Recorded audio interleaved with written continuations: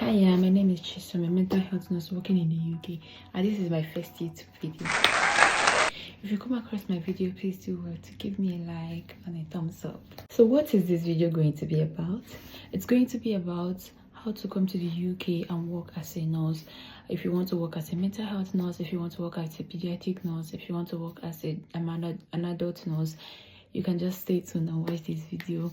If you're a newly graduate or you've graduated for years and you're practicing in your home country and you would like to come to the UK to work as a mental health nurse, stay tuned. This video is for you. So first thing first, you've got to have your international passport, because this whole process is about traveling and you have to have your international passports to travel, okay?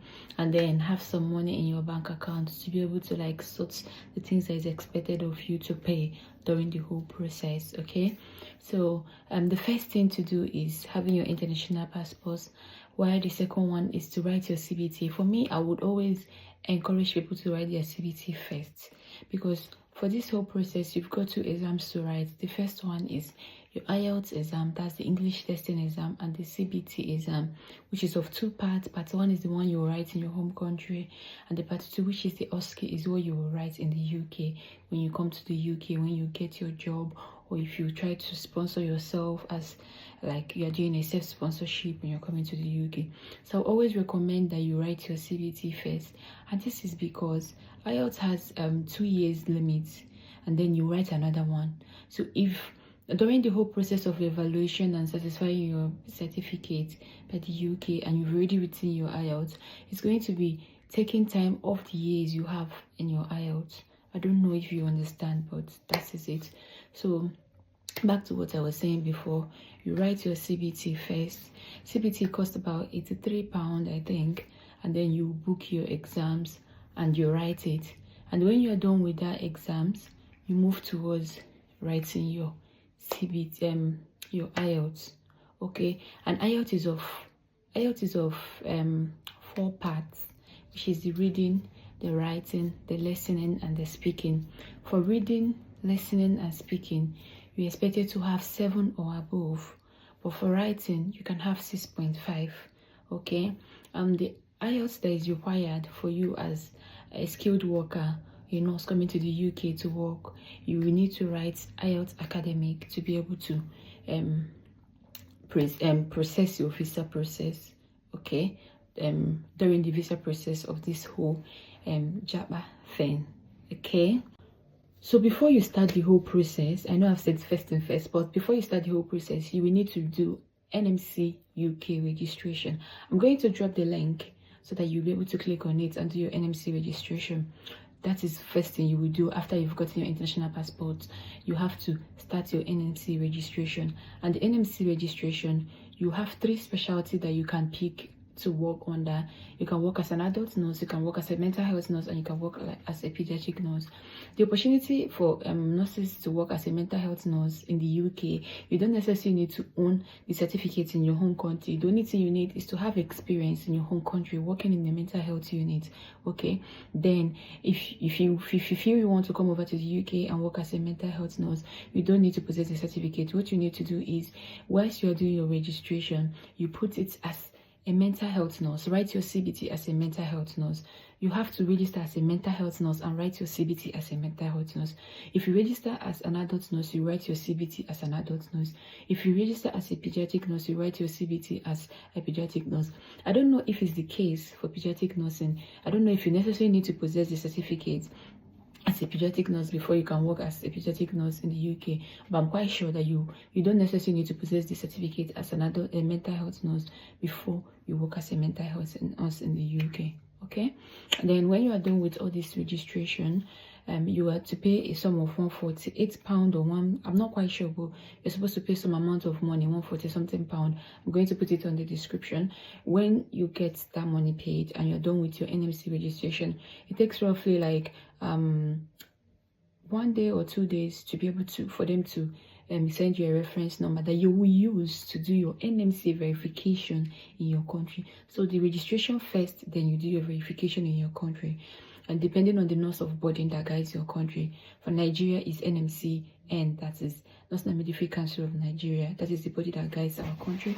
Depending on the country you come from, you have to register under them. Okay, if you're from Nigeria, you already know that you have to work for 2 years before you'll be able to do your registration as do your verification to work in another country as a nurse.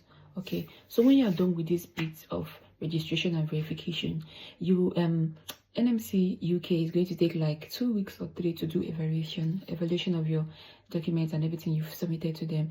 When they are done with the evaluation, they're going to send you the link for you to use for your CBT registration and booking of your exam. Okay, the PSN view link. Okay, so that is when they send you the link, that is when you can do your CBT registration, and after your registration you can do your IELTS. And when you are done with these two, you've passed the exam and you've gotten your results and everything, you move to the next step. Step is job hunting. Okay, so you can look for job on 2 sites and other ones, many more. You can look for job on Track. You have to open a Track job link. Also drop that in my link below. Open a Track account, apply for job that is relating to this registration that you've done. And then we also have NHS job sites where you can also look for job as well. You apply for the job that's relating to the registration that you've done. You can also look for job on Indeed as well. And if you're pushing to get direct email address to the trust, you can also submit to the trust in order to get job. Okay, and many other sites that you can also go and look for job. Okay, and when you're done with this and you get a job, the next thing is for you to do an interview. And if you're lucky to get the job, the whole process follows. The trust will practically guide you throughout the whole process of coming to the UK. So basically, this is just the rundown of how things are done, but we'll always advise, do your research yourself, so that in case I'm missing out on anything, you're able to be well informed on things to do. If you want to apply for a particular trust, do your research, ensure that they give sponsorship so that you don't waste hours applying for job and it happens that this particular trust does not give sponsorship. Okay, so just a summary of what I've said: have your international passport, have some money in your account, do your NMC registration, do your NMC verification. They will send you a link for your CBT exam. Register for your exam. After writing your exams, you book your IELTS exam. Know that you've got 4 parts to write in the IELTS: the reading, writing, speaking and listening. Apart from the writing, which you are to get like 6.5, other ones you have to get 7 and above. And you're expected to write IELTS academic because you're going to travel to the UK with a skilled visa, and IELTS academic is what is required. Then afterwards, if you've passed your CBT and your IELTS, you will now start applying for job, and then voila, that is the end of the whole process and how it is done. Okay, that's all. Bye bye. So see you in my next video. If you want me to talk about anything else, if you find this video helpful and insightful, you can always give me a thumbs up and like. You can give me the topic you want me to talk about in my next video. So have a nice time. Bye.